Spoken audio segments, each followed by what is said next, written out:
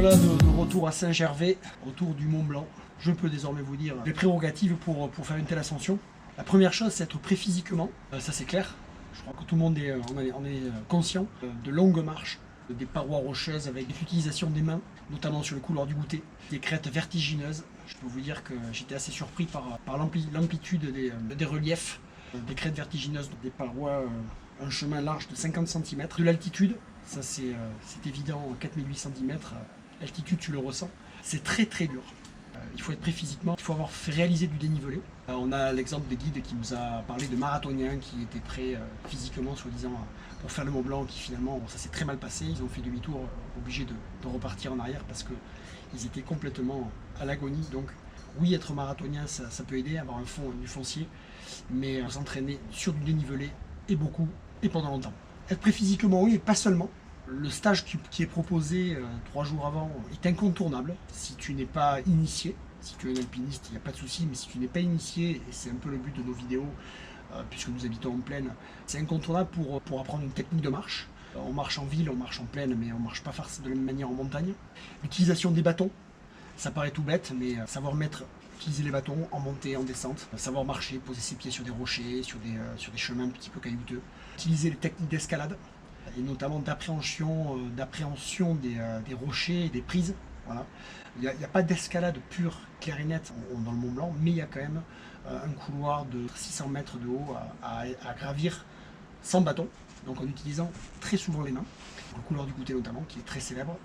Savoir appréhender les crêtes vertigineuses, ça le stage on apprend, hein, nous sommes allés jusqu'à l'aiguille de la Bérengère à 3400, donc c'est un très bel entraînement pour se préparer à cette ascension. Savoir cramponner, décramponner, évoluer sur de la neige, sur des glaciers, l'avoir fait avant. C'est bien d'avoir fait un stage c'est mieux de faire un stage de 3 jours, mais si on peut le faire avant, c'est encore mieux, pour être totalement à l'aise et ne pas découvrir le jour du stage, parce que 3 jours finalement c'est très court et on enchaîne directement sur le Mont Blanc. Ensuite, troisièmement, c'est se préparer techniquement.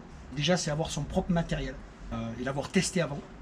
Alors, il y a des incontournables, les paires de chaussures. On a des personnes qui ont fait le Mont Blanc avec nous, qui avaient loué une paire de chaussures, qui ont eu des ampoules au bout de 20 minutes de marche, qui ont dû abandonner, clairement. Sur les 7 que nous étions, il y a eu 3 personnes quand même qui ont abandonné, et qui étaient prêtes pourtant physiquement, mais qui ont abandonné parce que problème de matériel, entre autres.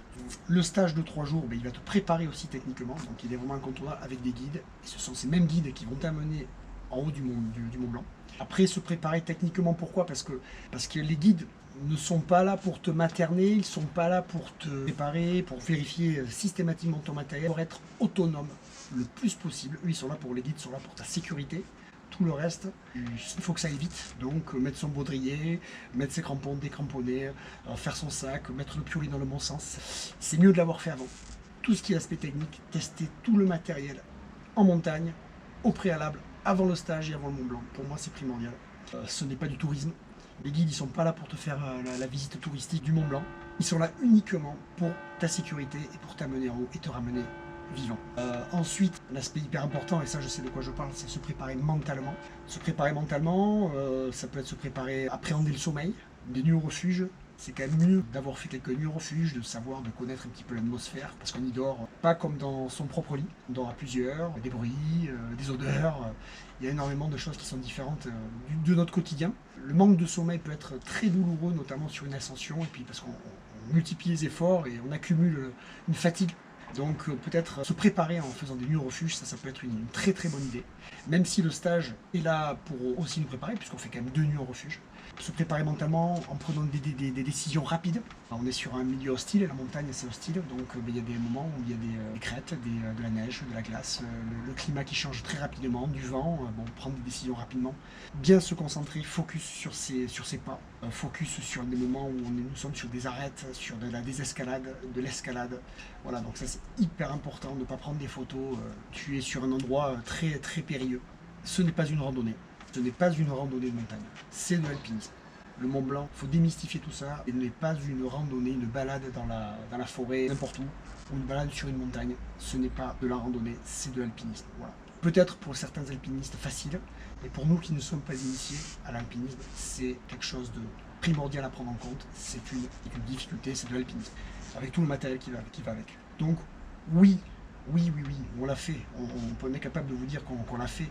Donc oui, tu peux le faire, mais à des conditions bien précises. Si tu te prépares un minimum, alors, bon moment. Nous, on s'est préparé quasiment un an sur tous ces aspects-là, pas que physiquement. Ce n'est pas qu'une épreuve physique, même si c'est la base. En ayant donc un minimum d'expérience, donc avoir déjà vu de la montagne, avoir déjà vu du dénivelé, des refuges, avoir déjà testé son matériel, il faut rester humble. C'est un milieu qui est tellement changeant et qui est tellement qu'on ne connaît tellement pas suffisamment nous qui ne sommes pas initiés. Donc il faut rester humble, écouter les guides, prendre des guides. On ne fait pas le Mont Blanc comme ça sans avoir fait de la montagne seul. Tu fais confiance aux guides et tu prends un guide. Et même s'ils ne sont pas pédagogues, ça c'est clair, ils sont là pour ta sécurité, ils sont là pour te faire monter, ils sont sympas quand même. Ils ne sont pas là pour autre chose que pour ta sécurité. Donc oui, tu peux le faire, mais en t'ayant préparé tous ces sujets en amont. Ne pas croire que le stage lui-même suffira. Il peut suffire. Nous, on a eu un temps magnifique, mais tu peux tomber, et en montagne, c'est une fois sur deux, tu vas tomber sur un climat hyper changeant. Donc en clair, le Mont Blanc, tu peux le faire, mais en ayant respecté toutes ses prérogatives au préalable. Si tu souhaites faire le Mont Blanc, j'en ai beaucoup parlé au préalable, l'expérience est importante. Mais si tu veux faire un 4000, il y a d'autres sommets un peu plus aisés entre guillemets à faire. Entre 3000 et 4008, il y a plein de sommets. Voilà, j'espère que cette vidéo vous a plu. Merci beaucoup.